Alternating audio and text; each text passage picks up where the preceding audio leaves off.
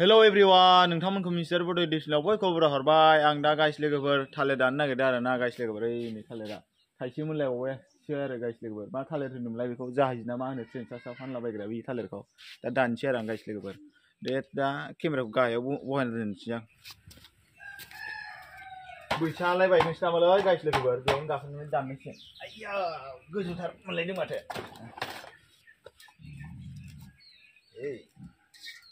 खुन्थायाबो जाथारला माबा बायदिसिना थोरसि लथा बायदिसिना सुनानै दोनलाबायग्रासो एसेयानो जाला गनखौ बोखारग्रोनांगोन र'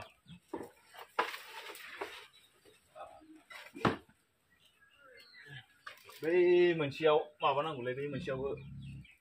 थायबायना रायथ'वाखै आरो नैबे रानानै थायफिननो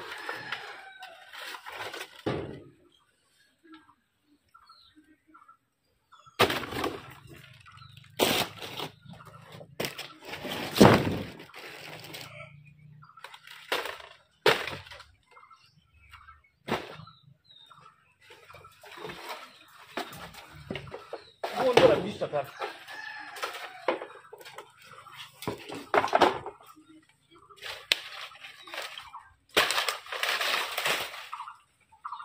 हमनानै मा एसे गाहाय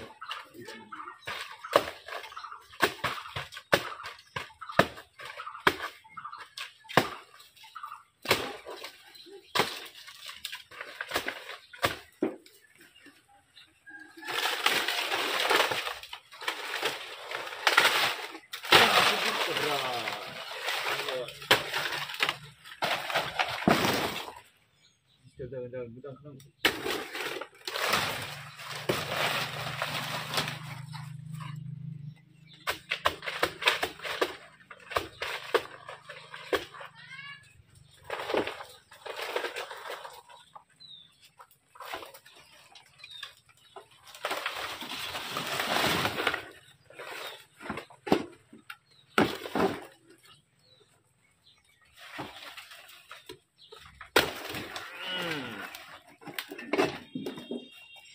ya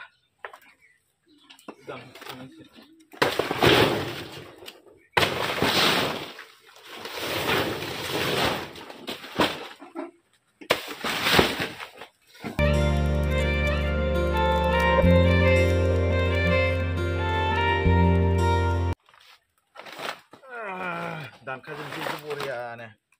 kok ayo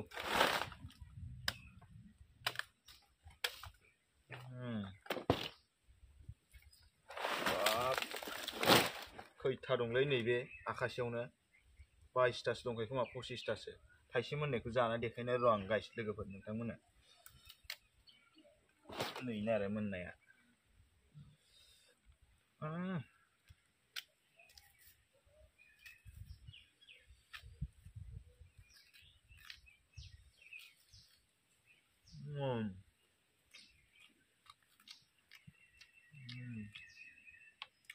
मादा एसे मोनबावनांगौमोन साननैसो थाबावबाथ' बिराद गोथाव जासिगौमोन भिटामिन बिराद जासिगोन बेखौ जाबायना आं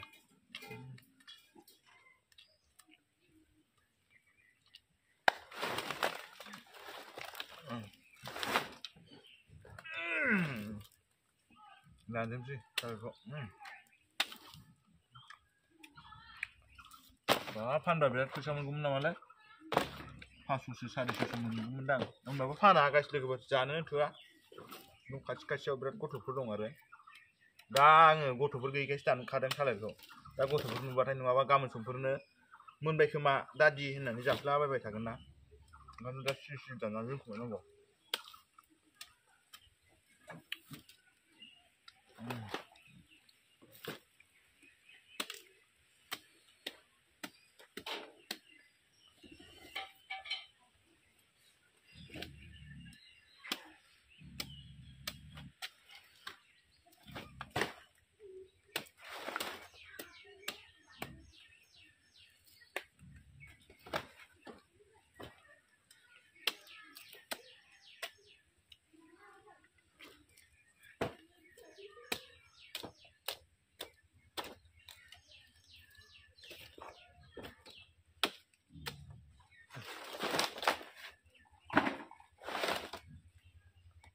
बस्ता लायनि र' आं गाइस लोगोफोर बस्तायाव सोना दोननांगौ नैबे बस्ता गुफुराव सोना दोनसै आं गिदिर गिदिरखौ फिसा फिसाखौ सोग्रोनांगोन थाब मोननाय नङाना फिसा फिसाया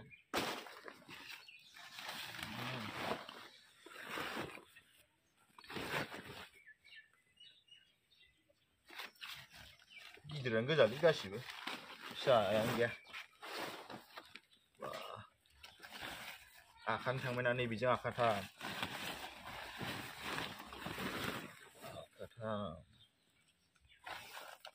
आखाब्रै आखाबा गादों सय आखा सात आखा सय आखा खै आखा थांगौमोनलै निजों सात खोमालै निजों आठ जाबायमोनदांलै बावगारलायलांबायलां 10-9 आखासो आरो जायखिजाया बावगारलायलांबाय नै बिनि गोगोम गिदिरथारलै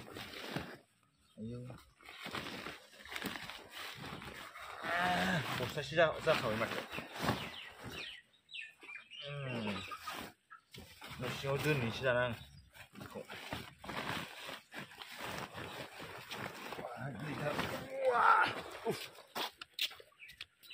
दा गाइस लोगोफोर ओइ नै थाइसे फिसा थालाङो दा गाइस लोगोफोर नै बिलाइफोरखौ गासिबो थालिर फस्लाखौ गारहैजोबनोसै आं साफा खालामजोबनोसै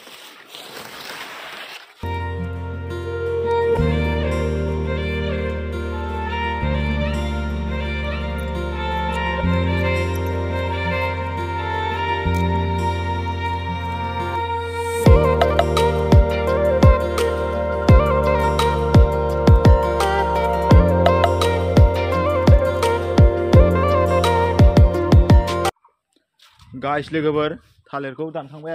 आरो फस्ला बिलाइफोरखौबो गारहरखांजोब्बाय फुख्रि बायदि फिसा हाखराव आरो गाइस लोगोफोर ओमफ्राय नै आरो माबा खुन्थाखौ नैबेनि खुन्था थनैखौ नैबेयाव सुंथाना होफिनबाय नैबेबो रासिगोनसो मास मोननैसो बावबा मास मोननै ना देर मास लायो मिथिला आरो बारा गिदिर जाथ'वाखै मास मोननैसो लागोनदां रानो देरनो खैजा गारहरजोब्बाय थालिर फस्ला बिलाइफोरखौ ओमफ्राय आरो नै ओरैजा थालिर आथिया दङ मैखुनफोर ओंखारनानै फिथाइ जाखांबाथाय मैखुनखौ जायो आरो ओमफ्राय फिसाबो दंलाबायो बैसागोआलागै मैखुन ओंखारजोबगोनदां फांब्रै फांबासो ओमफ्राय नालेंखरासो बे जाना थायनो रोङा आयंलाहासो बिराद थायो आयंलाहाना फांब्रै फांबासो दंखायो देन्जार थायखायो आयंलाहाना आरो गाइस लोगोफोर नै खारैया थालिर फस्लानि खारैया दाख्लै बावै आयंलाहानाव भिडिअ खालामहैदोंमोन आं गाइस लोगोफोर बेनो आरो खारैया ओमफ्राय जाहानाव नैबेयाव सिथ्लायाव बांसिन सान्दुं नाङो नालायथो नैबेयाव होफैदोंमोन आरो सानथाम सानब्रैसो जाबायमोन ओमफ्राय दिनै थांनाय हराव माने अखाया एसे एनै थाइफ्रिदोंमोन ओमफ्राय बेयाव थिखांना दोन्दों आरो ओमफ्राय सान्दुंआबो दानि बावैसो दुंदों दाथ'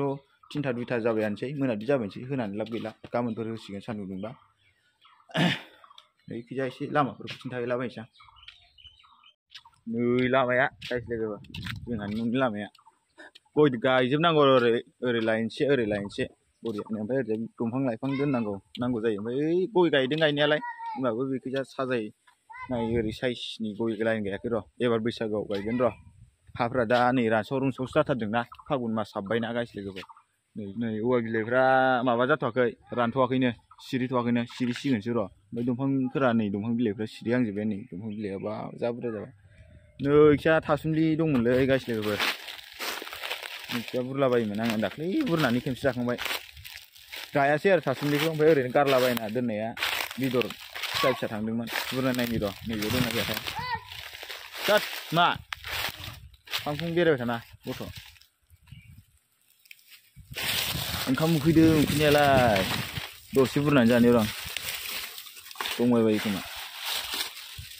दंना गैयाथाय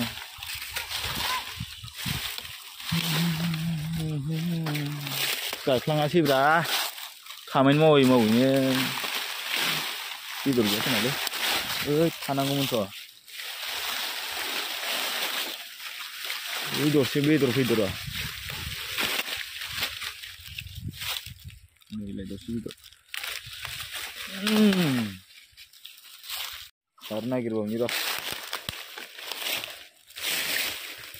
जबोजोबोलै मा खालामदों नोंखिजालाय आरो नोंसोर सानैया मा मोनफैखो माथो दुस्थ' खालामदों नोंसोर सानैबो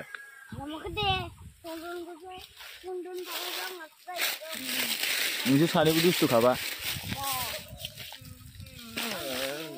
नै थासुमलि फिसा जानोबा जबायसो ओइलाय दसे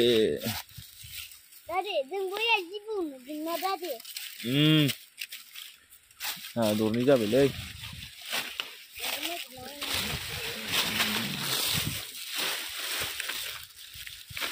बेयो बेदर दंमोन इयाव अबेबा जबोबाय ओइलाय बेदरा नै गोजाजालाय बुरफैलाय आजा आयै जबायसो जबायसो गान्थियाव हगारलाय नोंसोर हगारलाय इयाव जबाय थाबायसो थाथोंसैलै नै बुंनो हाला हाया गोराथारना थासुमलिखौ जाबाय गासिबो नै दानि बुंनायखौ संनानै गोथाङैनो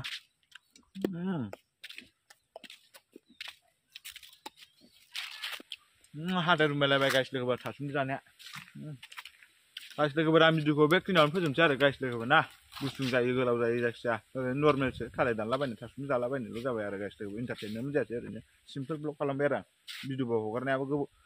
एसे गोबाव जाबायानो खोमादां सानब्रै सानबासो जाबाय नामाथाय हगारैया माने गोबावद्राय दोनबाथाय माने चेनेला गोदोलांनाय साइज ओमफ्राय आरो ग्र' जायै साइजआव थायो आरो ना गाइस लोगोफोर ओंखायनोथ' ओरैनो सिम्पोलबाबो भिडिअखौ आपल'ड मोनसे होनोसै गोबावजोंबाबो होननानै खालामनाय जाबाय आरो आं गाइस लोगोफोर बेफोरबायदि ब्लग भिडिअआथ' सिम्पोलाथ' खालामलाबायबानो ओरैनो मोनलाबायो आरो ना गाइस लोगोफोर इन्टारटेनमेन्ट एसे एनै बेफोरखौसो लाबोनो थान जायो आरो दा जिखुनु जाया भिडिअआ बेखिनियावनोसै नोंथांमोना मिथिसार बड' इउटुब चेनेलखौ हाजासे साबस्क्राइब खालाम शेयार खालाम आरो लाइक हो कमेन्ट हो आरो शेयार साबस्क्राइबल' खालामथारा आरो गाइस लोगोफोर ओमफ्राय मोजां मोनोब्ला भिडिअखौ लाइकल' खालामना गालांदो बाय बाय नेक्स्ट भिडिअआव लोगो मोनसिगोन